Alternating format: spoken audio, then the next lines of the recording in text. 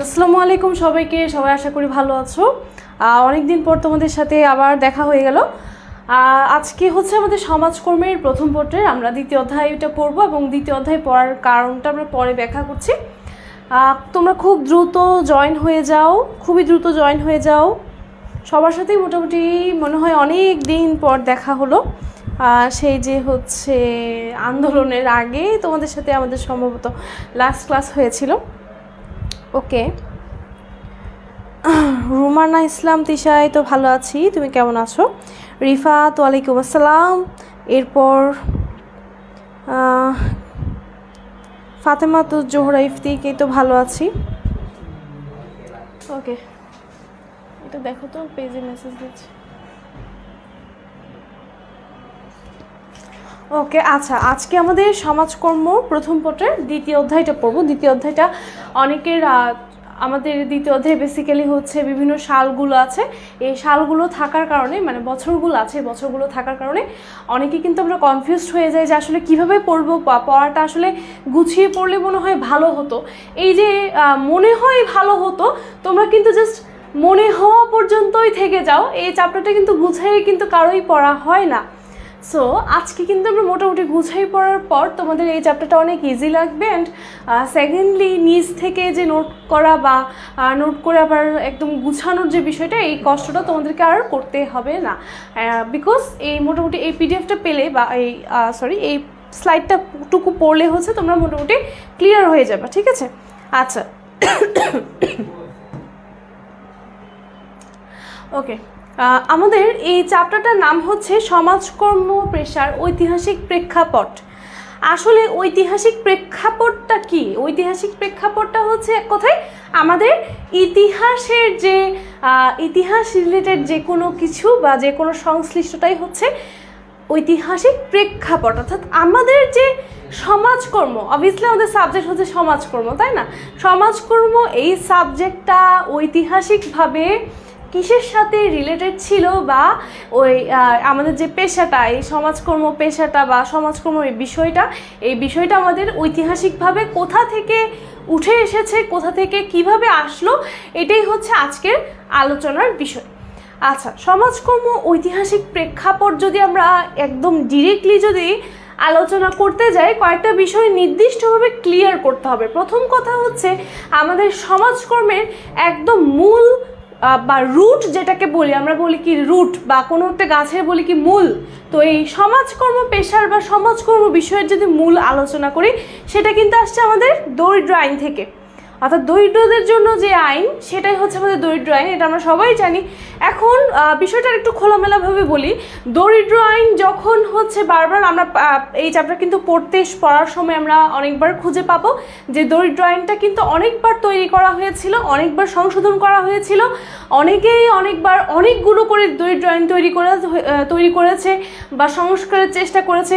আসলে সবগুলোর উদ্দেশ্য কী ছিল? এই যে এতবার করে দরিদ্র আইন বানালো বা এতবার করে যে সংস্কার করলো, সবগুলোর উদ্দেশ্য ছিল কিন্তু একটাই। উদ্দেশ্য কি? উদ্দেশ্য হচ্ছে সমাজে যেন স্বাভাবিক একটা পরিস্থিতি বিচরণ করে, অ্যান্ড সেকেন্ডলি সমাজে যেন যারা দরিদ্র আছে তাদের জন্য যেন সেবামূলক কিছু করা যায় বা তাদের যেন দরিদ্রতাটা হ্রাস হয়, এই জন্যই কিন্তু এই দরিদ্র আইনগুলো বারবার তৈরি করা হয়েছিল এবং সংস্কার করা হয়েছিল।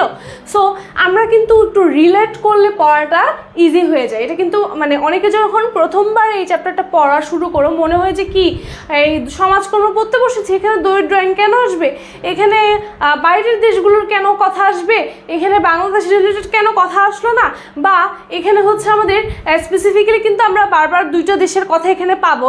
প্রথমত আমরা পাবো ইংল্যান্ডের কথা, মানে এক কথাই হচ্ছে যুক্তরাজ্যের কথা পাবো, এবং দ্বিতীয়ত হচ্ছে কিছু কিছু ক্ষেত্রে আমেরিকার কথাটা পাবো। হ্যাঁ, আমেরিকার কথা যদিও বা খুব কম আছে। তো বেসিক্যালি আমাদের দরিদ্র আইনের যদি আবির্ভাব হয়ে থাকে, সেটা হচ্ছে ইংল্যান্ড এবং আমেরিকা, এই দুইটা দেশে। হ্যাঁ, তাহলে আমরা কিন্তু সো এক্সপেক্ট করতে পারি না যে এখানে আমাদের বাংলাদেশ বা আমাদের উপমহাদেশ রিলেটেড কোনো কথা থাকবে, যেহেতু ইংল্যান্ড এবং আমেরিকায় বারবার করে দরিদ্র আইনগুলোকে বানানো হয়েছিল, সংস্কার করা হয়েছিল।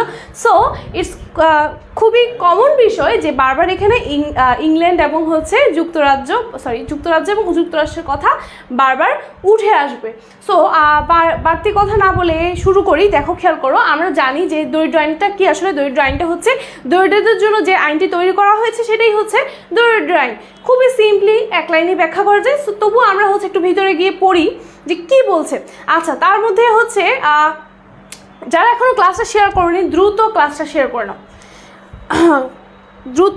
শেয়ার করে নাও, প্রথম পত্রের যে আমাদের দ্বিতীয় অধ্যায় এবং লাস্ট যে অধ্যায়টা আছে, এই দুটো অধ্যায় কিন্তু আমাদের সবারই খুবই ঝামেলা হয় এবং খুবই প্যাঁচালো লাগে। মানে বলি না যে জিলাপির প্যাঁচ, এই চ্যাপ্টারগুলো কিন্তু বলতে গেলে আমরা পড়তে গেলে মনে হয় যে জিলাপির প্যাঁচ মনে হয় লেগেই গেল।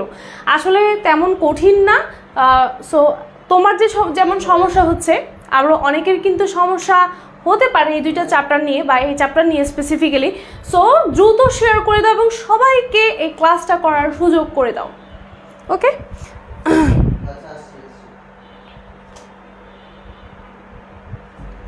ওকে, তাহলে হচ্ছে চলে আসি। ওকে, দেখো, খেয়াল করো, দরিদ্র আইন বলতে সাধারণত দরিদ্রদের জন্য প্রণীত আইনকে বোঝায়। যুক্তরাজ্যে দরিদ্র আইনের ইতিহাস পর্যালোচনা করলে এ ধারণা সুস্পষ্ট হয় দরিদ্রদের অবস্থা উন্নয়ন, ভিক্ষাবৃত্তি রোধ করার জন্য এবং সক্ষমদের কাজ করতে বাধ্য করতে কিংবা তাদের সামাজিক নিরাপত্তা প্রদানের লক্ষ্যে ইংল্যান্ড আর আমেরিকার সরকার বিভিন্ন সময় বিভিন্ন অবস্থার প্রেক্ষাপটে বিভিন্ন আইন তৈরি করেন এবং দরিদ্র আইনের ভিত্তিভূমি বলা হয়ে থাকে ইংল্যান্ডকে। তাহলে আমি কিন্তু প্রথমেই বলে দিলাম, আমরা এই রিডিংটা এই স্লাইডে যাওয়ার আগেই প্রথমে কিন্তু বলে দিয়েছি। কি বলে দিয়েছি যে আমাদের দরিদ্র আইন পড়তে গেলে বারবার দুইটা দেশের কথা আমরা বারবার পাবো, সেটা হচ্ছে আমাদের যুক্তরাজ্য এবং যুক্তরাষ্ট্র। অ্যান্ড দরিদ্র আইনটা কি? দরিদ্র আইনটা হচ্ছে আসলে মানুষ যেন সক্ষম হওয়ার পরও যেন ভিক্ষাবৃত্তি না করে সে যেন কাজ করে বা তাকে যে কাজ করতে বাধ্য করানোর জন্য এবং তাদের টোটাল যে সামাজিক নিরাপত্তা বা সমাজ সেবা প্রদান করার জন্যই কিন্তু দরিদ্র আইনটা তৈরি করা হয়েছিল, বা দরিদ্র আইনটা বলা যাবে না, দরিদ্র আইনগুলো তৈরি করা হয়েছিল। সো এটা কিন্তু এখানে ক্লিয়ার হয়ে গেল। অ্যান্ড যেটা গুরুত্বপূর্ণ, এখানে সবচেয়ে বেশি গুরুত্বপূর্ণ বিষয়টা হচ্ছে, বা এখানে যদি গুরুত্বপূর্ণ প্রশ্ন আসে সেটা হচ্ছে আমাদের কোন দেশকে দরিদ্র আইনের ভিত্তিভূমি বলা হয়ে থাকবে। দরিদ্র আইনের ভিত্তিভূমি বলা হয় কাকে? এক কথায় ইংল্যান্ডকে কি বলা হবে? আমাদের দরিদ্র আইনের ভিত্তিভূমি। অর্থাৎ আমাদের দরিদ্র আইনগুলো কিন্তু বেসিক্যালি সবগুলো কার ওপর ভিত্তি করে, কোন দেশের ওপর ভিত্তি করে তৈরি করা হয়েছিল? ইংল্যান্ডের ওপর ভিত্তি করে তৈরি করা হয়েছিল, বা ইংল্যান্ডের অবস্থার উপর ভিত্তি করে তৈরি করা হয়েছিল। মূলত দারিদ্র দূরীকরণ এবং ভিক্ষাবৃত্তি রোধকল্পে 14 শতাব্দী থেকে 20 শতাব্দী পর্যন্ত ইংল্যান্ডে যেসব আইন প্রণয়ন এবং বাস্তবায়ন করা হয় সেগুলোই হচ্ছে আমাদের দরিদ্র আইন। অন্যভাবে বলা যায় যে ইংল্যান্ডে তৈরি করা আইনগুলোকে বলা হবে দরিদ্র আইন। আমেরিকার ভিক্ষুক ভবঘুরে এবং সমাজের দুস্থদের কল্যাণে দরিদ্রদের শ্রেণীকরণ, সংশোধন, অর্থনৈতিক ও সামাজিক সেবা প্রদান এবং প্রয়োজনীয় ক্ষেত্রে শাস্তি দানের মাধ্যমে দরিদ্র নিয়ন্ত্রণমূলক আইনকে দরিদ্র আইন বলে। তা আমরা যদি হচ্ছে খুব গুছানো একটা যদি সংজ্ঞা লিখতে চাই, লাস্টের এইটুকু আমরা লিখতে পারি, শেষের দিকের এইটুকু আমি জাস্ট মার্ক করে দিচ্ছি। তোমরা চাইলে এটা খাতায় তুলে রাখতে পারো, বা মনে রাখলে তো খুবই ভালো, মনে থাকলে তো খুবই ভালো। আচ্ছা, আমরা এইটুকু লিখতে পারি, ভিক্ষুক ভবঘুরে ও সমাজের দুস্থদের কল্যাণে দরিদ্রদের শ্রেণীকরণ করা এবং তাদের যে সংশোধন করা, অর্থনৈতিক এবং সামাজিকভাবে তাদেরকে সেবা প্রদান করা। এখানে সেবার বিষয়টা কিন্তু খুবই গুরুত্বপূর্ণ। সেবা প্রদান করা এবং প্রয়োজনীয় ক্ষেত্রে শাস্তিদানের মাধ্যমে দরিদ্র নিয়ন্ত্রণমূলক আইনকেই বলা হচ্ছে আমাদের দরিদ্র আইন। সো আমরা যদি আমার দরিদ্র আইন কাকে বলে এর ব্যাখ্যা যদি আমি এক লাইনে না দিয়ে একটু সুন্দর যদি গুছানো দিতে চাই তাহলে এইটুকু দিতে পারি। ওকে, আশা করি বুঝতে পেরেছো। অবশ্যই না বুঝলে অবশ্যই কমেন্টে জানাবে। আমি যথেষ্ট পরিমাণ চেষ্টা করছি তোমাদের কমেন্টগুলো দেখার। কিছুই বুঝতে পারছি না আপু, কেন বুঝতে পারছো না? নাদিয়া আফরিন, অবভিয়াসলি বলবা যে কোন জায়গায় বুঝতে পারছো না।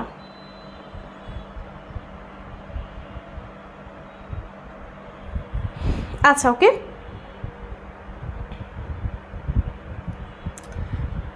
আচ্ছা, তোমাদের জন্য অলরেডি একটা আশা করি অনেকে অ্যানাউন্সমেন্ট পেয়েছে, অনেকে ঘোষণা পেয়েছে। তোমাদের জন্য কিন্তু আমাদের নতুন কোর্স স্টার্ট হয়ে যাচ্ছে, শুরু হয়ে যাচ্ছে, যেটার ক্লাস শুরু হবে কিন্তু 1 তারিখ এবং ভর্তি কিন্তু শুরু হবে 20 তারিখ থেকে। আর সবচেয়ে গুরুত্বপূর্ণ যে বিষয়টা, যে কোর্সের ফি নিয়ে হচ্ছে একদম ধামাকা অফার বলছি কেন দেখো, কারণ আমাদের যে তোমাদের যে মানবিক বিভাগের যতগুলো কোর্স সাবজেক্ট আছে আর কি, সবগুলো সাবজেক্টই ফার্স্ট পেপার এবং সেকেন্ড পেপার ফুললি কমপ্লিট করে দেওয়া হবে আমাদের এই কোর্সে। অ্যান্ড মোস্ট ইম্পর্টেন্টলি তোমাদের এই কোর্সের এতগুলো সাবজেক্টের জন্য জাস্ট কোর্স ফি রাখা হচ্ছে 3000 টাকা।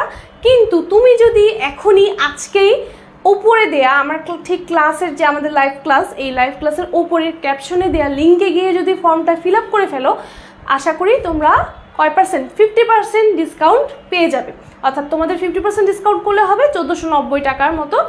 1490 টাকা দিয়ে কিন্তু তুমি মানবিক বিভাগের সবগুলো কোর্স বা সবগুলো সাবজেক্ট পেয়ে যাচ্ছে, এবং তোমাদের যে বাকি যে কম্পালসারিগুলো আছে অর্থাৎ বাংলা, ইংলিশ বা আইসিটি, এইগুলোও তোমরা কিন্তু পেয়ে যাবে, ঠিক আছে। সো দ্রুত দেরি না করে দ্রুত হচ্ছে উপরে দেওয়া যে গুগল লিঙ্কের ফর্মটা দেওয়া আছে সেটা হচ্ছে অবভিয়াসলি পূরণ করে ফেলো।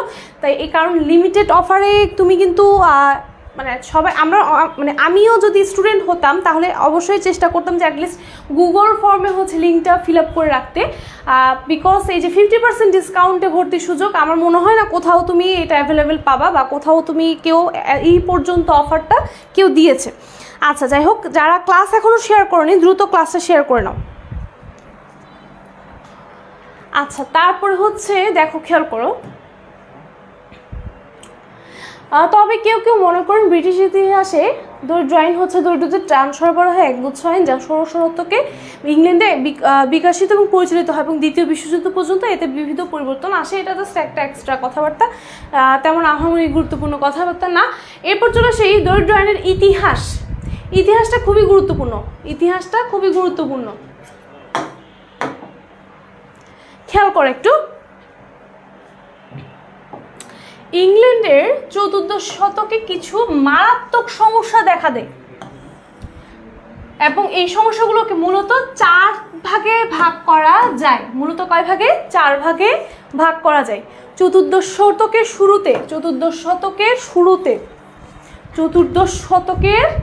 শুরুর দিকে বিভিন্ন ধরনের সমস্যা দেখা দেয় এবং এগুলোকে আমরা কয় ভাগে ভাগ করব? 4 ভাগে ভাগ করব। তার মানে আমরা যদি 4 ভাগের সমস্যা সম্পর্কে জানতে পারি তাহলে কিন্তু আমরা আমাদের দরিদ্র আইনের পিছনের যে ইতিহাস বা পিছনে আসলে দরিদ্র আইনটা কেন তৈরি করা হয়েছিল। তোমাদের কাছে একটা বেসিক প্রশ্ন, যে আইন কখন তৈরি করা হয় বলো তো? আইন কখন তৈরি করা হয়? নতুন নতুন আইন কেন তৈরি করা হয় বা কিসের প্রেক্ষাপটে, কোন প্রেক্ষাপটে তৈরি করা হয় দেখি বলতে পারো কিনা, ঠিক আছে। আচ্ছা, তাহলে আমার মূলত যে 4 ধরনের সমস্যা দেখা দিয়েছিল, এই সমস্যার কারণেই কিন্তু দরিদ্র আইনের উদ্ভব হয়। তার মানে আমি যদি 4টা সমস্যা পড়ি বা 4 ধাপের যে সমস্যা, সেই সমস্যাগুলো প্রত্যেকটা ধাপ যদি আমি কমপ্লিট করি তাহলে আমার দরিদ্র আইনের পুরো ইতিহাস কিন্তু কমপ্লিট হয়ে যাবে। সো পড়াটা হচ্ছে অবভিয়াসলি আমাদের সবারই পড়া উচিত কি টেকনিক্যালি। আমি গড়পড়তাভাবে যদি পড়ে গেলাম, হ্যাঁ সব কিছুই আমার যদি ইম্পর্টেন্ট লাগে তাহলে তো সমস্যা। সব কিছু কিন্তু ইম্পর্টেন্ট না, আমাদের কিছু মোস্ট ইম্পর্টেন্ট জিনিস থাকে, এগুলো কখনো পরীক্ষায় মিস হয় না, মানে এগুলো আসবেই বা এগুলো থেকে কনফার্ম প্রশ্ন আসে। সো এই জিনিসগুলো পড়লে খুব কম সময়ে কিন্তু ভালো রেজাল্ট করা যায়। আচ্ছা, যাই হোক, সামন্ত যুগের অবসান, এটাই হবে কি সামন্ত যুগ। হ্যাঁ, ঠিক আছে, সামন্ত যুগ, ঠিক আছে। এই যে এখান থেকে দেখো, খেয়াল করো, সামস্ত না হয় সামন্ত যুগ হবে। সামন্ত যুগে অবসানের ফলে ইংল্যান্ডের সামাজিক অর্থনৈতিক জীবনে ব্যাপক পরিবর্তন সূচিত হয়। হাজার হাজার ভূমিদাস বন্দি জীবন থেকে মুক্তি লাভ করে তাদের কাজের নিরাপত্তা না থাকার ফলে তাদের পরিবারের ভরণ পোষণে বিঘ্ন ঘটে। কাজের অভাবে তারা দেশের এক প্রান্ত থেকে অন্য প্রান্তে ঘুরে বেড়াতে থাকে। তাদের জীবনে দেখা দেয় চরম অর্থনৈতিক ও সামাজিক বিপর্যয়। বেঁচে থাকার তাগিদে অনেক শ্রমিক ভিক্ষাবৃত্তি অবলম্বন করে। অনেক বড় একটা রিডিং পড়ছি, তাই না?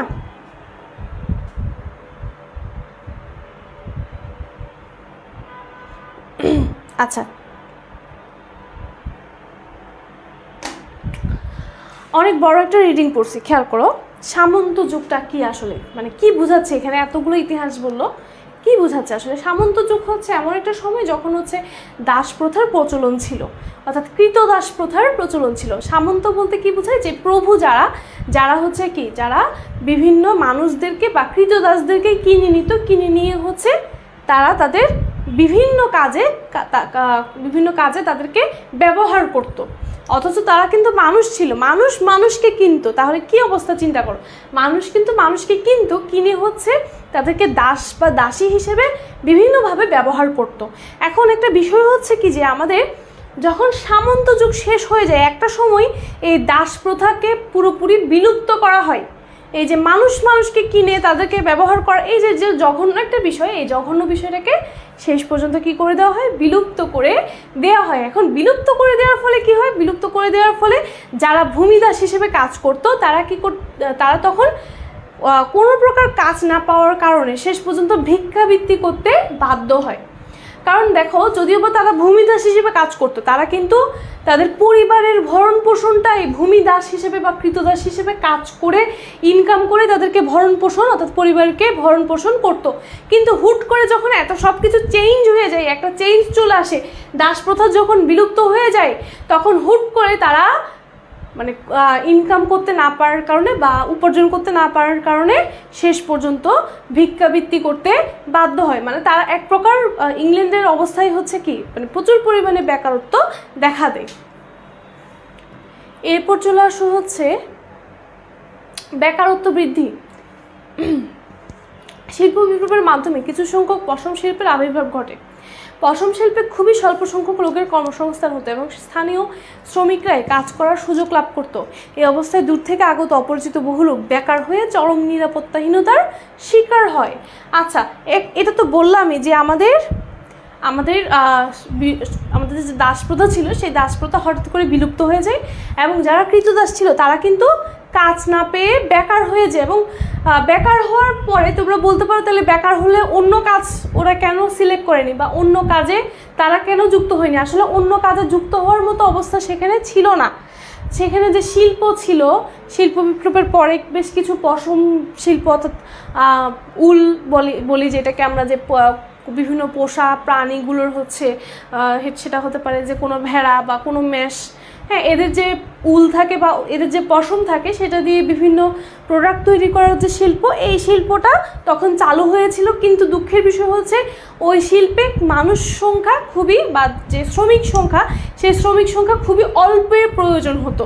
এখন এই কারণে যারা পশম শিল্পে কাজ করতো তাদের সংখ্যাটা খুব কম ছিল এবং যারা বেকার ছিল তারা কিন্তু পশম শিল্পে বা পশমের যে কারখানাগুলোতে যেখানে কাজ করতে হতো সেখানে কিন্তু কাজ করার সুযোগ পাচ্ছিল না, বা মোট কথা হচ্ছে তারা কিন্তু যুক্ত হতে পারছিল না, সেই সুযোগটা তাদের ছিল না। আর আলটিমেটলি কি হলো, আলটিমেটলি যে রেজাল্টটা দাঁড়ালো সেটা হচ্ছে বেকারত্ব বৃদ্ধি পেল। কি বৃদ্ধি পেল? বেকারত্ব বৃদ্ধি পেল।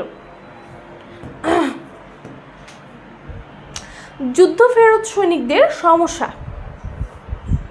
যুদ্ধ ফেরত সৈনিকদের সমস্যা, এন্ড অবভিয়াসলি তোমরা বলবা যে তোমাদের কোথায় কোথায় সমস্যা হচ্ছে।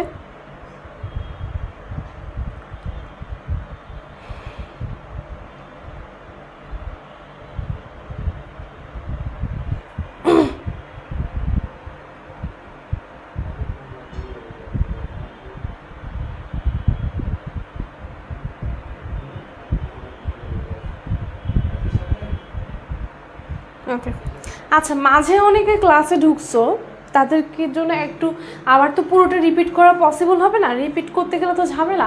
তাই আমি জাস্ট একটু বলি যে আমাদের সমাজকর্ম প্রথম পর্যায়ে দ্বিতীয় অধ্যায়ের ক্ষেত্রে প্রথমত আমাদের দরিদ্র আইন সম্পর্কে জানতে হবে এবং দরিদ্র আইনের ইতিহাস সম্পর্কে জানতে হবে। দরিদ্র আইন এবং দরিদ্র আইনের ইতিহাস সম্পর্কে জানতে হবে, তাই না? তাহলে দরিদ্র আইনের ইতিহাসকে আমরা বেসিক্যালি আমরা 4টা ভাগে ভাগ করে পড়তে পারবো। কয় ভাগে? 4 ভাগে যদি ভাগ করে পড়ি তাহলে কিন্তু আমাদের বিষয়টা ইজি হয়ে যায়। প্রথমে তো যেটা ছিল সেটা হচ্ছে আমাদের কি, সামন্ত যুগের অবসান। দেখো, সামন্ত যুগের অবসান, সামন্ত যুগের অবসান হচ্ছে কি দরিদ্র আইন তৈরি করার একটা প্রধান কারণ ছিল। দ্বিতীয় কারণ ছিল হচ্ছে বেকারত্ব বৃদ্ধি, অ্যান্ড তৃতীয় কারণ হচ্ছে যুদ্ধ ফেরত সৈনিক, যেটা আমরা এখন পড়বো। যুদ্ধ ফেরত সৈনিকটা কি? যুদ্ধ ফেরত সৈনিকটা হচ্ছে তখন ইংল্যান্ডের সাথে ফ্রান্সের একটা যুদ্ধ চলছিল। ইংল্যান্ডের সাথে ফ্রান্সের একটা যুদ্ধ চলছিল। এখন ইংল্যান্ড কি করে, ইংল্যান্ড হচ্ছে তার সৈনিকের অভাবের কারণে যারা কৃষক ছিল, কৃষক পর্যায়ের মানুষ ছিল বা যারা ছোটোখাটো কোনো কাজ করতো, এইসব মানুষদেরকে ধরে এনে তাদেরকে হচ্ছে বাধ্যতামূলক মিলিটারি ট্রেনিং দিয়ে তাদেরকে যুদ্ধে পাঠিয়ে দেয়। এখন হুট করে যুদ্ধ শেষ হয়ে যায়, যুদ্ধ থেমে যায়, সব স্বাভাবিক হয়ে যায়, তো তারা তো ফিরে আসে। তারা ফিরে এসে তো একজন মানুষ যদি ধরো আমি অন্য একটা কাজে ব্যস্ত, আমি হচ্ছে যে তোমাদেরকে পড়ানো ছেড়ে যে ব্যাংকে জব করা শুরু করেছি, তো আমার হুট করে আমার ব্যাংকের জব ছেড়ে দিয়ে কিন্তু তোমাদেরকে আবার পড়ানো শুরু করাটা আমার পক্ষে পসিবল হবে না। কিন্তু মানে একজন মানুষ যতই চায় যে সে তার প্রফেশন, বর্তমান প্রফেশন পরিবর্তন করে অন্য কোনো প্রফেশনে যাবে, সেটা নতুন হোক বা পুরনো হোক, ইনস্ট্যান্ট এটা কিন্তু পসিবল হয় না। তো যারা মিলিটারি হিসেবে কাজ করত, যারা একসময় কৃষক ছিল, তারা আবার কি হয়, যুদ্ধের যে সৈনিক হয়, সৈনিক হিসেবে কাজ করতে যায় এবং যুদ্ধ শেষ হয়ে যাওয়ার পর তারা তো ফিরে আসে। তারা কিন্তু যে সৈনিক হিসেবে কাজ করেছে সে কিন্তু চাইলেও আবার তার কৃষি পেশায় বা তার যে আগে ছোটোখাটো কাজ করতো বা ছোটোখাটো বিভিন্ন প্রতিষ্ঠানে কাজ করতো, সেই কাজে সে আর ফেরত যেতে, মানে সরাসরি ফেরত যেতে পারছিল না। এখন ফেরত যেতে না পারলে কি হবে, অবভিয়াসলি সে বেকারত্বের শিকার হবে। এখন হয়েছেও তাই, তখন যারা সৈনিক ছিল, যুদ্ধ থেকে ফিরে আসলো যুদ্ধ শেষ হওয়ার পর, তারা কিন্তু তাদের বেকারত্বের সমস্যা তাদেরকে ফেস করতে হয়। এবং চতুর্থ নম্বর যে কারণটা ছিল খুবই গুরুত্বপূর্ণ, এটা হচ্ছে প্লেগ রোগের আবির্ভাব। এই প্লেগ রোগের কারণে প্রায় 2/3 লোক মারা যায়। এবং কত সালে হয় সেটা দেখো, আমাদের 1348 সালে ইংল্যান্ডে প্লেগ রোগ হয় এবং প্রায় কত বললাম, 2/3, তো 3 ভাগের প্রায় 2 ভাগ মানুষই মারা যায়। তো এতে কি হয়, এতে হচ্ছে বিভিন্ন কলকারখানার যারা দক্ষ শ্রমিক ছিল তারা কিন্তু মারা যায়। এবং দক্ষ শ্রমিক যদি মারা যায় তাহলে কলকারখানার অবস্থা তো খারাপ হবে, তাই না? কলকারখানার বা বিভিন্ন ধরনের উৎপাদন যদি বন্ধ হয়ে যায়, কলকারখানার কাজ যদি বন্ধ হয়, মানে উৎপাদন যদি বন্ধ হয়, তাহলে একটা দেশের অবস্থা কিন্তু, আর্থিক অবস্থা কিন্তু আর আগের মতো ভালো থাকবে না। এটা খুবই স্বাভাবিক। তো হয়েছেও তাই, প্লেগ রোগের কারণে যখন মানুষ মারা যায় তখন পুরোপুরি অর্থনৈতিক সিস্টেমটা একদম ধসে যায় ইংল্যান্ডের। এখন ধসে যাওয়ার কারণে বিভিন্ন যে শিল্প কারখানা ছিল তারা তো উৎপাদন করতে না পারার কারণে তারা বন্ধ করে দেয়, তাদের পুরোপুরি প্রতিষ্ঠানগুলো বন্ধ করে দেয়। যেমন বাংলাদেশে যেমন ধরো যে চিনির কলগুলো আপাতত বন্ধ, বিভিন্ন পাটের কল আছে, পাটের কলগুলো কিন্তু বন্ধ, ইভেন কি কাগজের মিল আছে, কাগজের মিলগুলো কিন্তু বন্ধ, যেটা আমাদের দেশকে যে উন্নতি করতে পারতো, সেই উন্নতি করার মতো যে রাস্তাগুলো, এই রাস্তাগুলো বিভিন্ন কারণ বলবো না, বেসিক্যালি আমাদের কারণে, আমরা মানুষদের কারণেই কিন্তু এই কলগুলো, চিনির কল বলি, পাটের কল বলি বা কাগজের মিল বলি, এগুলো কিন্তু টোটালি বন্ধ হয়ে গেছে। তো আর বন্ধ হলে কি হবে, বন্ধ হলে কি করতে পারবো না, আমরা আমদানি রপ্তানিতে এগিয়ে যেতে পারবো না, তাই না? তাইলে হয়েছেও তাই ইংল্যান্ডের ক্ষেত্রে।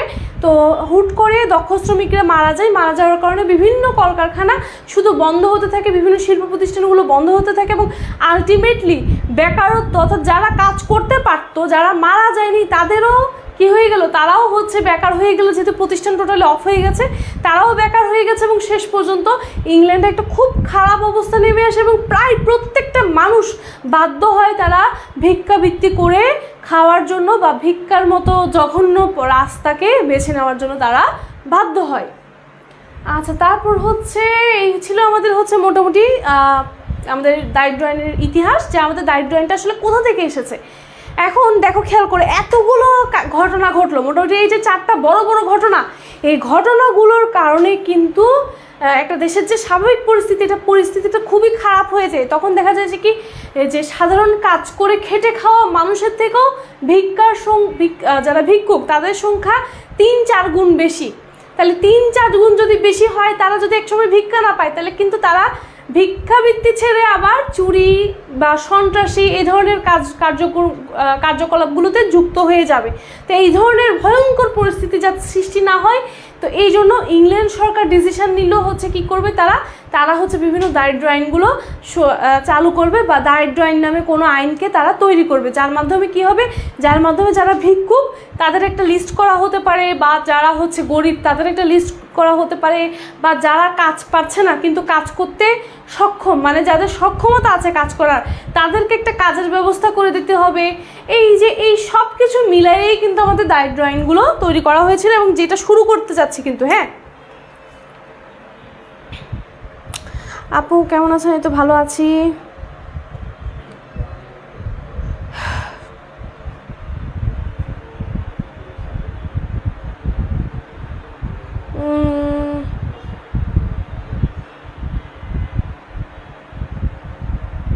ওকে, আচ্ছা দেখো প্রাথমিক দারিদ্র আইন আমাদের প্রথম দিকেই বেশ কিছু দারিদ্র আইন তৈরি করা হয়েছিল, এবং আমি আবারও বলছি দারিদ্র আইনগুলো কিন্তু একটা না, একটা বা দুইটা দারিদ্র আইনকে দারিদ্র আইন বলা যাবে না, বেশ কয়েকটা অনেকগুলো দরিদ্র আইনগুলো মিলেই কিন্তু আমাদের এই দরিদ্র আইন, ঠিক আছে। এবং এই সবগুলোকে একসাথে দরিদ্র আইন বলা হয়, এগুলোর কিন্তু কোনো আলাদা আলাদা কোনো নাম নেই, কিন্তু এগুলো কিন্তু এক একটা এক এক সময় তৈরি করা হয়েছে। কোনো দরিদ্র আইনের মধ্যে হচ্ছে দেখা যাচ্ছে কি 10 বছর 20 বছর গ্যাপ, কিন্তু সবগুলোর নাম কিন্তু একই, ঠিক আছে, সবগুলোর নাম একই। মানে লাইক দ্যাট এরকম তুমি আজকে শাড়ি পরলা, বা ছেলেদের ক্ষেত্রে বলি, ধরো তুমি আজকে হচ্ছে শার্ট পরলা, কালকে হচ্ছে টি শার্ট পরলা, বা পরশুদিন হচ্ছে গেঞ্জি পরলা, ঠিক আছে, এগুলোর নাম আলাদা, কিন্তু এগুলো কিন্তু তোমার এক একটা পোশাক, তাই না? এগুলো সবগুলোই কিন্তু পোশাক, শার্ট প্যান্ট ট্রাউজার বলি বা কোট বলি, যাই বলি না কেন, সবগুলো কিন্তু এক একটা পোশাক। তো আমাদের দারিদ্র আইনের ক্ষেত্রেও একই রকম, আমাদের দারিদ্র আইনগুলো হচ্ছে এক এক সময় তৈরি করা হয়েছে, কোনোটা 10 বছরের গ্যাপে, কোনোটা 5 বছর, বা কোনোটা একই বছরের মধ্যে, কিন্তু নামগুলো কিন্তু তা সবগুলোর মোটামুটি একই রকম, দরিদ্র আইন বা দরিদ্র সংস্কার আইন এরকম টাইপের, ঠিক আছে। আচ্ছা, তো আমরা এগুলো এই জন্য পড়বো কি, সাল দিয়ে পড়বো, যে বছরগুলোতে তৈরি করা হয়েছে সেই বছরগুলোকে উল্লেখ করে পড়বো। 1349 সালে শ্রমিক আইন, যদিও বা প্রথম যে আইনটা তৈরি করা হয়েছিল এটার নাম দেওয়া হয়েছিল শ্রমিক আইন, কিন্তু এটাও কিন্তু একটা দরিদ্র আইন ছিল। 14 শতকে সামন্ত যুগের অবসান, রেনেসাঁর প্রভাবের কারণে ধর্মনিরপেক্ষ জাতীয়তাবাদী রাষ্ট্রের উদ্ভব হয়, এবং জাতীয় দুর্যোগ, প্লেগ রোগের প্রভাব, শিল্প বিপ্লবের সূচনা প্রভৃতির কারণে ইংল্যান্ডের সমাজ জীবনে বিভিন্ন সমস্যা দেখা দেয়। এইসব আর্থসামাজিক অবস্থা ইংল্যান্ডের দরিদ্র অবস্থাকে চরম পর্যায়ে উপনীত করে। শ্রমিক সংকট নিরসন এবং আর্থসামাজিক সমস্যা মোকাবিলা করার লক্ষ্যে 1349 সালে রাজা তৃতীয় এডওয়ার্ড, এখানে খেয়াল রাখবো, আমরা কিন্তু বললামই যে আমাদের দরিদ্র আইনগুলো বিভিন্ন সময়ে তৈরি, কিন্তু সবগুলোই কিন্তু নাম হচ্ছে দরিদ্র আইন, এবং সবগুলো আইনের উদ্দেশ্য কিন্তু এই যে ভিক্ষাবৃত্তিকে রোধ করা বা দরিদ্রদেরকে একটা সামাজিক সেবা প্রদান করা কিন্তু এই আইনগুলোর প্রধান উদ্দেশ্য ছিল। সো দেখো, ইংল্যান্ডের যে শ্রমিক সংকট, সেই শ্রমিক সংকট নিরসন করার জন্য এবং বিভিন্ন আর্থসামাজিক সমস্যাগুলো কী কী, যেমন ভিক্ষাবৃত্তি বা মানুষের যে সক্ষমতা থাকার পরও কাজ করতে না পারার যে অবস্থা, এগুলোই হচ্ছে আমাদের আর্থসামাজিক সমস্যা। এই সমস্যাগুলো মোকাবেলা করার লক্ষ্যে 1349 সালের রাজা তৃতীয় এডওয়ার্ড কিন্তু এই আইনটা প্রচলন করে, এবং এটাই হচ্ছে আমাদের প্রথম দরিদ্র আইন, ঠিক আছে। 1349 সালের আইনটাকেই বলা হবে কিন্তু প্রথম দরিদ্র আইন। তাহলে আমার মাঝে মাঝে প্রশ্ন আসে যে দুই ধরনের প্রশ্ন আসতে পারে, যে একদম প্রথম বা প্রাথমিক দরিদ্র আইন কে তৈরি করেন? প্রাথমিক দরিদ্র আইন তৈরি করেন রাজা তৃতীয় এডওয়ার্ড, এবং কত সালে সেটা? 1349 সালে। আশা করি এই যে এটাতে সমস্যা নেই। আচ্ছা, দরিদ্র আইনের ইতিহাসে কি কারো সমস্যা আছে? দরিদ্র আইনের ইতিহাসে কি কারো সমস্যা আছে? অবশ্যই রেসপন্স করবা।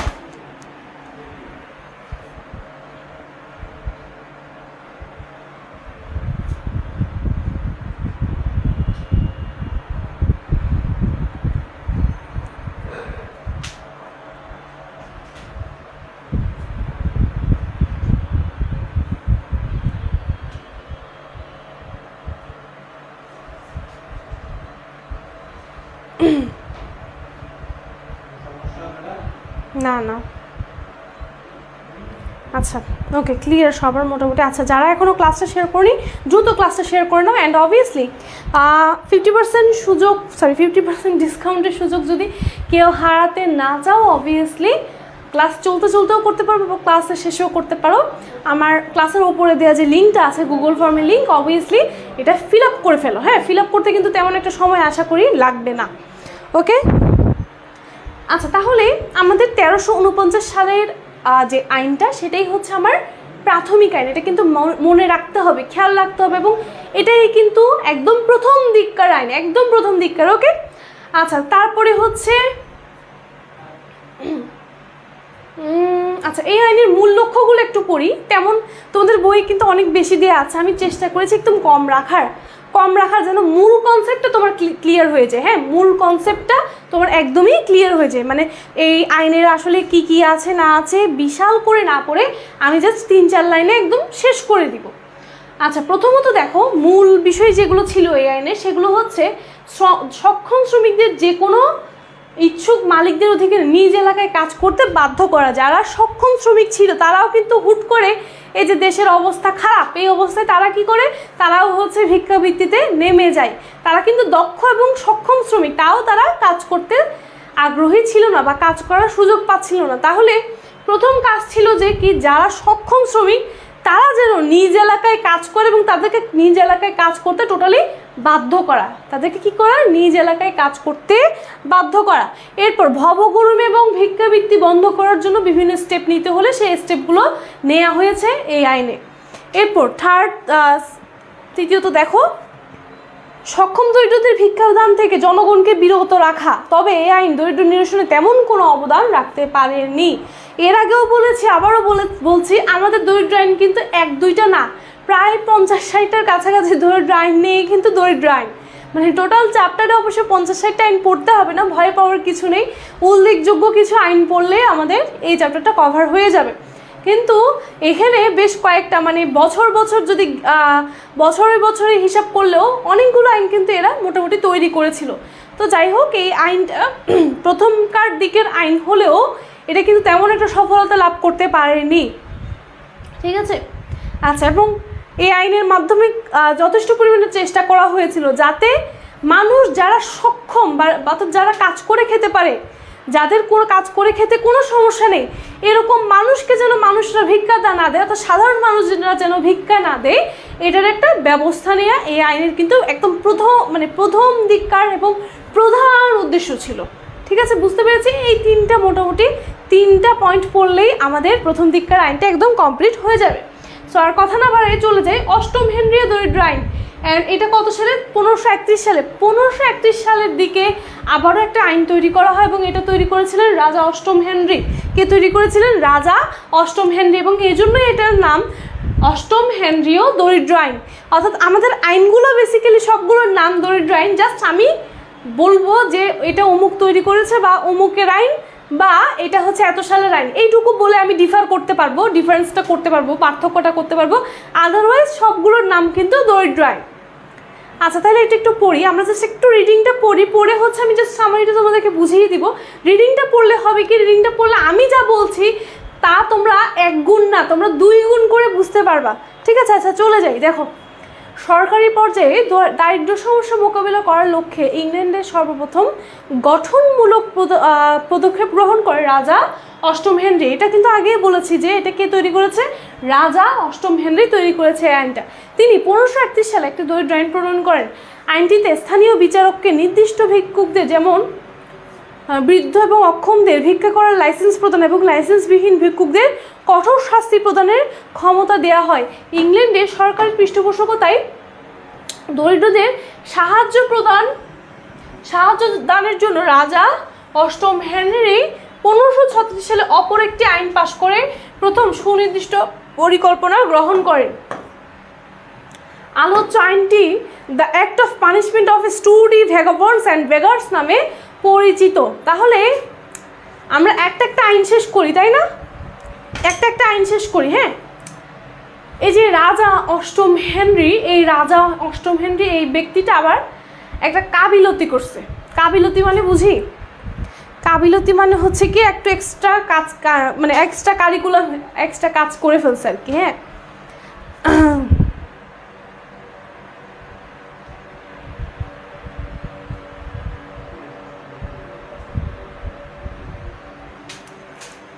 এটা ধরে বলবো আমি ক্লাসে, ধরো ক্লাস বলো। আচ্ছা, এক্সট্রা কাজটা কি করছে উনি, হচ্ছে 1531 সালে একটা আইন তৈরি করলো। আচ্ছা, ভালো কথা। এরপরে হচ্ছে 1536 সালে আবার একটা আইন তৈরি করলো। হ্যাঁ, দুইটাই কিন্তু অষ্টম হেনরীয় আইন, এবং দুইটা জাস্ট আমরা অষ্টম হেনরীয় আইন বলবো, জাস্ট সালগুলো আলাদা বলবো। একটা বলবো 1531 আর একটা বলবো 1536। যদিও এটার ইংলিশ নাম আছে, ইংলিশ নামটা একটু কঠিন, তো আমরা পরে যাবো ইংলিশ নামটা মুখস্থ করতে। এখন বিষয়টা হচ্ছে অষ্টম হেনরি প্রথম যে কাহিনীটা করলো সেটা হচ্ছে 1531 সালে করলো। কত? 1531 সালে যে আইনটা করলো সেটাতে একটা খুব গুরুত্বপূর্ণ কাজ করলো, এবং এটা দিয়ে কিন্তু আমরা মনে রাখবো কি, সেটা হচ্ছে ভিক্ষুকদের লাইসেন্স প্রদান করা। ভিক্ষুকদের এবং বৃদ্ধ এবং অক্ষমদের ভিক্ষা করার লাইসেন্স প্রদান করা, এক কথায় ভিক্ষুকদেরকে কি দেয়া, একটা লাইসেন্স, বৈধ একটা সুযোগ দিয়ে দিয়েছে, বৈধভাবে একটা লাইসেন্স দিয়ে দিয়েছে। এবং লাইসেন্স যাদের নেই তাদেরকে আবার কঠোরভাবে শাস্তিও দেওয়ার ব্যবস্থা তিনি গ্রহণ করেন। তাহলে 1531 সালের আইনের দুইটা প্রধান বিষয় ছিল। প্রথম এবং সবচেয়ে গুরুত্বপূর্ণ যে বিষয়টা ছিল সেটা হচ্ছে ভিক্ষুকদেরকে কি দিয়ে দেওয়া, লাইসেন্স দিয়ে দেওয়া। অ্যান্ড সেকেন্ডলি যেটা গুরুত্বপূর্ণ ছিল সেটা হচ্ছে যারা লাইসেন্সবিহীনভাবে ভিক্ষা করবে তাদেরকে শাস্তি প্রদান করা হবে। এই দুইটাই ছিল 1531 সালের আইনের প্রথম এবং সুন্দর একটা কথা। এরপর চলে আসি, এইভাবে কিন্তু আমাদের 1531 সালের আইন শেষ, এবং হয়তো এটা কোনো কার্যকরভাবে এটাকে কোনোভাবে কার্যকর করা যায়নি বা এটাকে সঠিকভাবে বাস্তবায়ন করা যায়নি। এবং এই জন্যই 1536 সালে, আবার একটু মনে রাখবো, 1536 সালে একটু ভালো মতো খেয়াল করি, 1536 সালে আবারও আইন পাশ করা হয়। এবং এখানে কিন্তু এই আইনটা হচ্ছে স্পেশালি পানিশমেন্টের জন্য। নামটা দেখলে কিন্তু আমরা বুঝতে পারবো দুইটা আইন কিন্তু মনে রাখার কিন্তু অনেকগুলো উপায় আছে। অলরেডি বললাম প্রথম আইনটা হচ্ছে যে অষ্টম হেনরির যে প্রথম আইনটা মনে রাখার উপায় হচ্ছে কি লাইসেন্স প্রদান করেছে, এবং দ্বিতীয় আইনটা মনে রাখার উপায় হচ্ছে এখন 1536 সালে যে আইন করা হয়েছে সেখানে একদম স্ট্রিক্টলি যারা ভবঘুরে, যারা ভিক্ষুক, হ্যাঁ, তারপর হচ্ছে যারা ভবঘুরে বা যাযাবর যারা, তাদের জন্য পানিশমেন্টের ব্যবস্থা করা হয়েছে। কেন? ভিক্ষা যে একটা মানুষ, যে তুমি বলতে পারো এখানে তোমার লজিক আছে যে আপু যারা কাজ করতে পারে না তাদেরকে তো শাস্তি দেওয়া উচিত না, তারা তো ভিক্ষাবৃত্তি করে বাধ্য হয়ে, হ্যাঁ, তাদের তো হচ্ছে দেয়ালে পিঠ থেকে গেছে, এই জন্যই ভিক্ষাবৃত্তি করে। এখানে একটু বলে রাখি, এখানে বলে রাখাটা উচিত, এখানে যাদের পানিশমেন্টের কথা বলা হয়েছে তারা কিন্তু ভিক্ষা করার মতো মানুষ না। তারা কীরকম মানুষ? তারা হচ্ছে সক্ষম মানুষ, তারা কাজ করতে পারবে। এই যে সক্ষম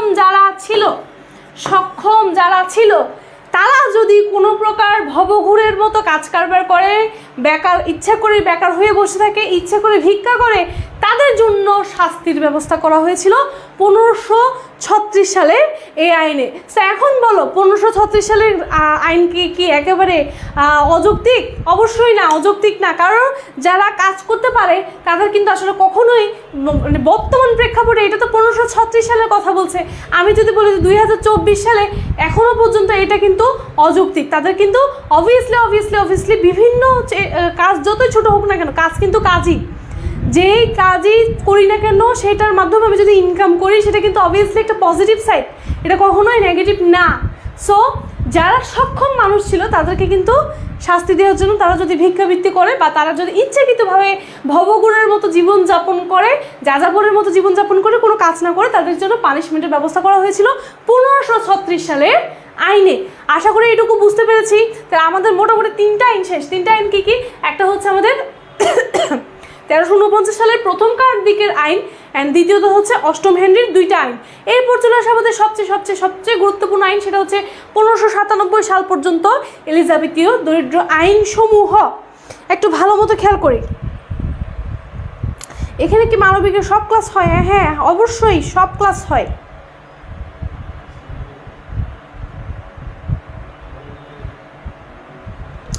আচ্ছা, যারা এখনও পর্যন্ত কোর্সের ডিসকাউন্ট পাওয়ার জন্য লিঙ্কটা গুগল ফর্মটা ফিল আপ করোনি, লিঙ্কে গিয়ে, অর্থাৎ আমার ক্যাপশনে দেওয়া যে লিঙ্ক আছে সেখানে গুগল ফর্ম আছে, সেই গুগল ফর্মে যারা এখনও পূরণ করোনি তারা আল্লাহর হস্তে পূরণ করে নাও।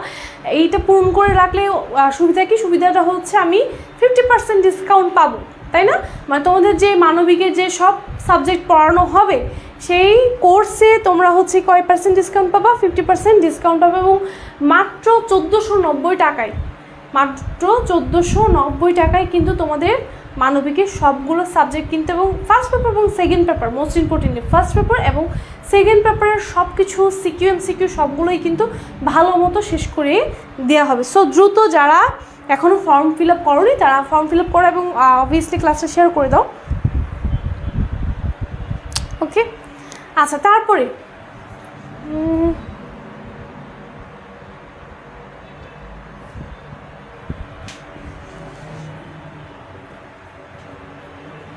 আচ্ছা, তারপর দেখো আমাদের 1597 সালের যে আইনগুলো, এখন এখানে একটু ভালো মতো খেয়াল করলে দেখবা যে হচ্ছে আইনসমূহ, তার মানে আমরা এখানে একটা আইনের কথা পড়বো না, আমরা হচ্ছে একেরও বেশি আইনের কথা এখানে হয়তো জানবো। তাহলে আমাদের রাজা এডওয়ার্ড একটা আইন তৈরি করে গেল, এরপরে আছে রাজা হেনরি, অষ্টম হেনরি কিছু আইন তৈরি করলো। এখন চলে আসবে, এখন রাজা টাজা সব বাদ, এখন চলে আসবে রানী। রাজা গেল, এখন চলে আসবে রানী। এখন রানী এলিজাবেথ বিভিন্ন আইন তৈরি করবে, এরপরে আইনগুলো সংস্কার হবে, অনেক কিছু হবে। তাহলে দেখি আমরা একটু খেয়াল করি।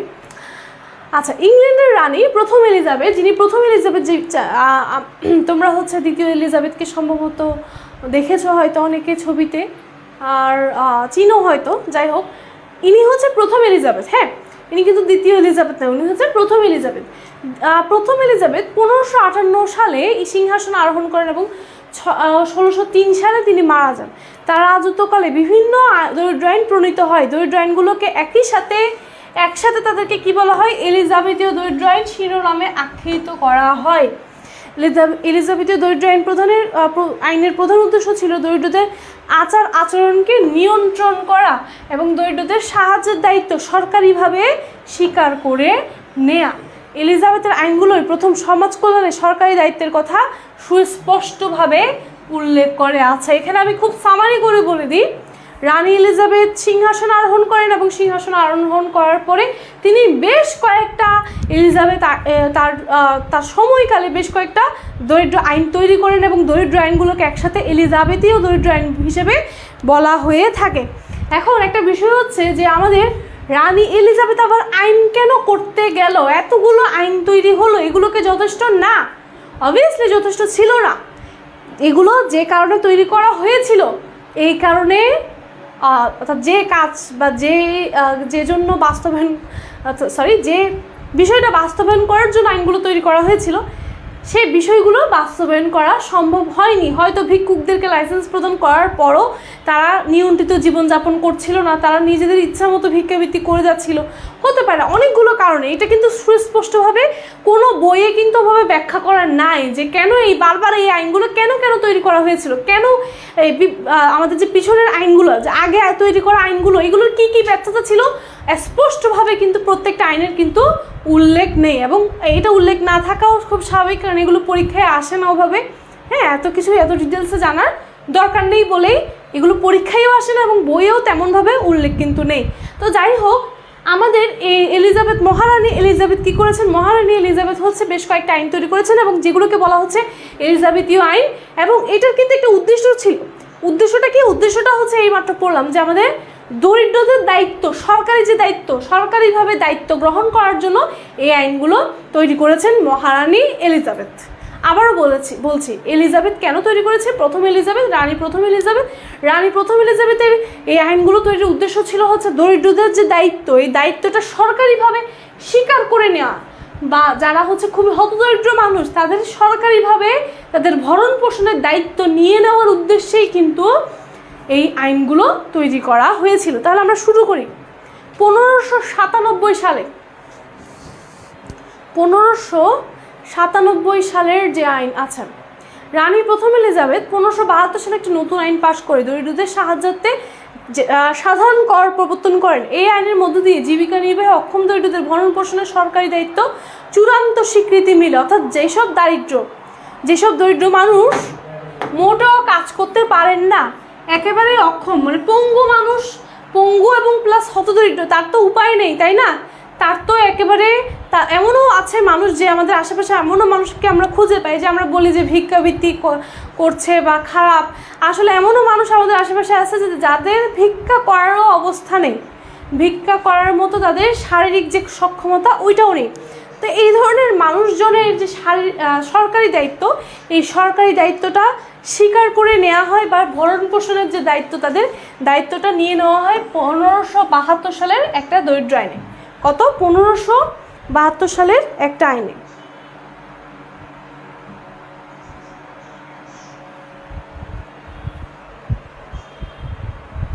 ওকে, আচ্ছা,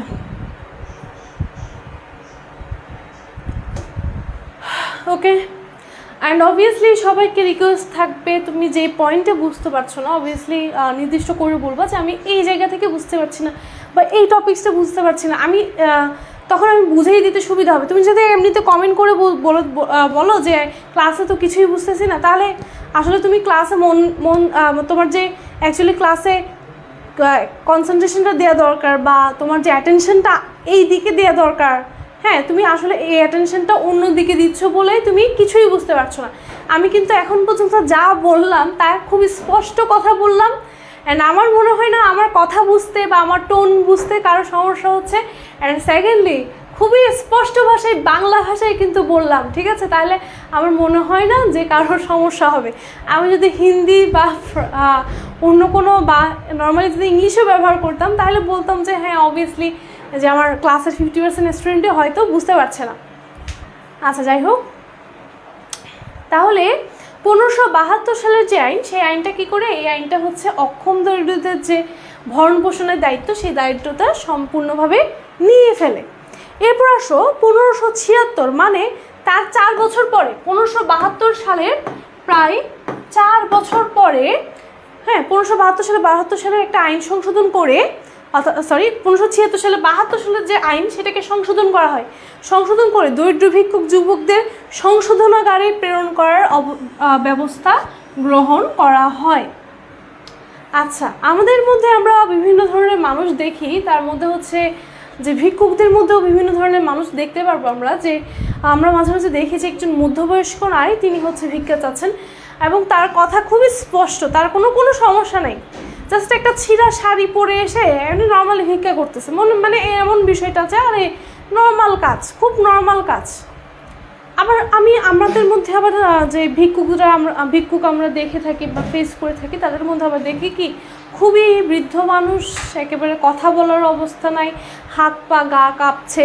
তো এদেরকে একটা শ্রেণীতে ফেলা যাবে, আর যারা যে মধ্যবয়স্ক নারী বা মধ্যবয়স্ক পুরুষদের কথা বলছে তাদেরকে একটা শ্রেণীতে ফেলা যাবে। এখন তোমরাই বলো যে কোনটা সক্ষম কোনটা অক্ষম, মানে কোন শ্রেণীকে সক্ষম বলা যাবে বা কোন শ্রেণীকে অক্ষম বলা যাবে, অর্থাৎ কাজ করতে সক্ষম আর কাজ করতে অক্ষম কাকে বলা যাবে? অবভিয়াসলি যারা মধ্যবয়স্ক নারী, মানে একেবারে বৃদ্ধ হয়নি, মানে মোটামুটি হচ্ছে আমাদের খালাদের বয়সী বা চাচা চাচির বয়সী, হ্যাঁ এইসব যারা ভিক্ষা করতে আসে এবং যারা হচ্ছে খুব কনফিডেন্টলি হচ্ছে ভিক্ষাটা চায়, তাদের সক্ষমতা আছে এই কাজ করে খাওয়ার, বা তাদের কিন্তু সক্ষমতা আছে নিজেকে নিজে সাপোর্ট করার কিন্তু যথেষ্ট পরিমাণে সক্ষমতা আছে। তাহলে সক্ষমতা নেই কার? সক্ষমতা নেই তাদের যারা হচ্ছে একদম বয়স্ক মানুষ, যাদের কাজ করার বিন্দুমাত্র শক্তি তাদের শরীরে অবশিষ্ট নেই, তাদেরকে আমরা বলতে পারি যে কি তারা হচ্ছে অক্ষম মানুষ। তারা হচ্ছে অক্ষম মানুষ। তাহলে এই যে যারা হচ্ছে অক্ষম দরিদ্র, তাদের ভরণ পোষণ কিন্তু নেওয়া যায়, এটা কিন্তু আহামরি কঠিন কাজ না, এবং এটা হচ্ছে খুব পজিটিভ একটা এবং ভালো কাজ। হ্যাঁ, এটাতে আমাদের সবার নিজের যে আমরা যাদেরকে বিশ্বাস করি, অর্থাৎ মহান আল্লাহ তাআলা বলো বা মহান সৃষ্টিকর্তা বলি, তারা কিন্তু খুশি হবে, তাই না? তিনি কিন্তু খুশি হবেন। তাহলে এখানে যারা অক্ষম দরিদ্র তাদের ভরণ পোষণ নেওয়াই যায়, কিন্তু অন্যদিকে যারা কাজ করে খেতে পারবে বা যারা কাজ করে নিজের যে উপার্জন সেই উপার্জনটুকু করতে পারবে, তাদেরকে কি করতে হবে? তাদেরকে শাস্তির আওতায় আনতে হবে, না হয় তাদেরকে সংশোধন করার জন্য তাদের যে আচরণ, এই যে খারাপ আচরণ, এটা কিন্তু অবভিয়াসলি একটা খারাপ আচরণের মধ্যে পড়ে। এই খারাপ আচরণ সংশোধন করার জন্য তাদেরকে হয় সংশোধনাগারে পাঠাতে হবে, মানে দুইটা অপশন, হয় শাস্তি দাও, না হয় তাদেরকে সংশোধনাগারে পাঠিয়ে দাও। এই হচ্ছে অবস্থা। তো এই জন্য 1572 সালে 4 বছর আগের যে 1576 সালে 4 বছর আগের যে আইনটা তৈরি করা হয়েছিল, এটাকে সংশোধন করা হয়। সংশোধন করে যুবকদেরকে সংশোধনাগারে পাঠানোর একটা ব্যবস্থা নেওয়া হয়, ঠিক আছে? এই ছিল হচ্ছে আমাদের এলিজাবেথীয় 2টা আইন, ঠিক আছে? এলিজাবেথীয় কিন্তু 2টা আইন দিয়ে না, আরও অনেকগুলোই আইন আছে। তো যাই হোক, 1601 সালের এই আইনটা আমরা পড়বো। এটা হচ্ছে প্রধান আইন, এটাকে বলা হয় হচ্ছে একটা যুগান্তকারী পদক্ষেপ বলা হয়। হ্যাঁ, এই আইনটা খুবই গুরুত্বপূর্ণ একটা আইন।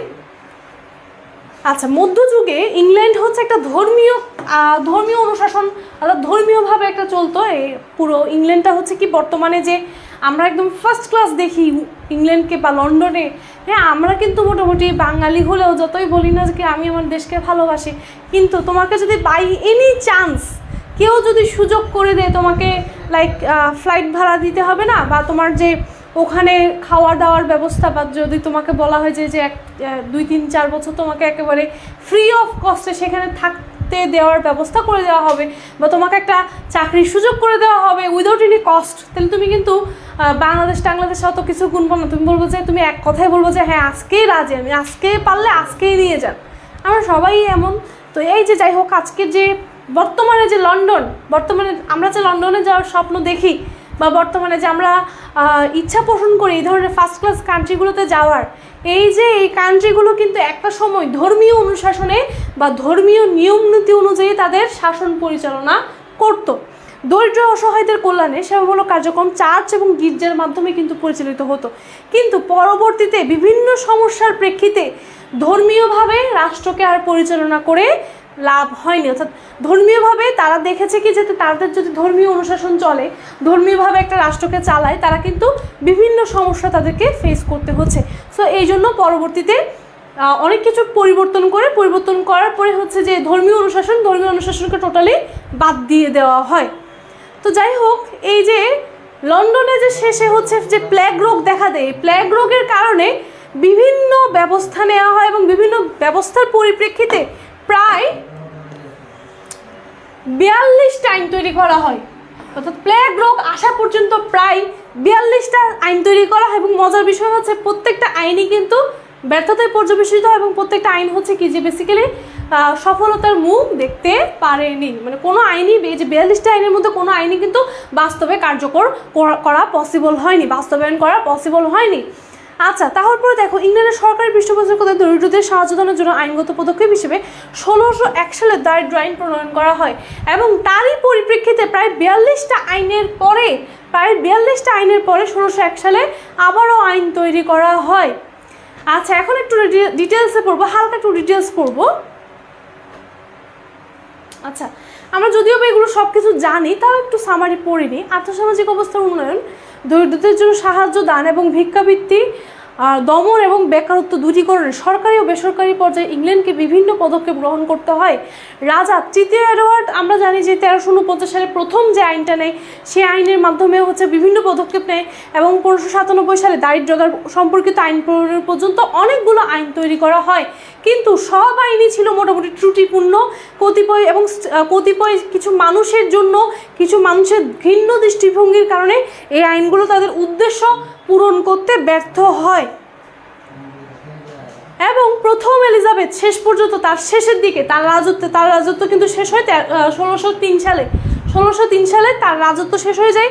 ঠিক তার 2 বছর আগে 1601 সালে একটি আইন তৈরি করে, সেটাই হচ্ছে আমাদের প্রধান এলিজাবেথীয় আইন, একদম প্রধান এলিজাবেথীয় আইন। এবং এই আইনটিকে বলা হয় 43তম আইন। একে বলা হয় 43তম আইন। এই যে 43তম এলিজাবেথীয় দরিদ্র আইনও বলা হয়ে থাকে।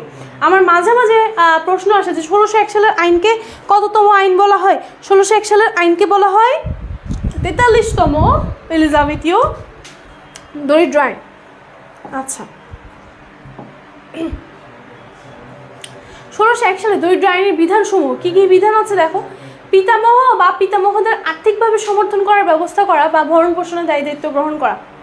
পিতামহ বা অর্থাৎ যারা হচ্ছে আমাদের মোস্ট সিনিয়র, তাদের মোস্ট সিনিয়র ব্যক্তি ছিল, কেউ যদি তাদেরকে অবহেলা করে অর্থাৎ তাদের যদি দায়িত্ব না নিয়ে থাকে, তাদেরকে কি করা, তাদের দায়িত্ব গ্রহণ করা।